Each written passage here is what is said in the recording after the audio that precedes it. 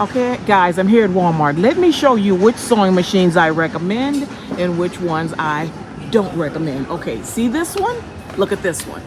Look at this one. Brother LX38178, $88. Do not get this one. Spend a little bit more money. I recommend this Singer. It's $150, $33.37. You get what you pay for. You don't want to get the cheapest, which is $88. Only if that's all you can afford at the moment. I've sold on this super cheap one. I didn't like the results. Upgrade to this one. Now I have this Singer heavy duty. This thing is sweet. I really like this machine. I don't know if this is the actual price. Is it $200? Well, it says Singer Classic 200. And then there's another Singer 268 anyway. I recommend these and this one. Yeah, spend a little bit more. This one 98. Nope. Again, only if that's what your money could afford.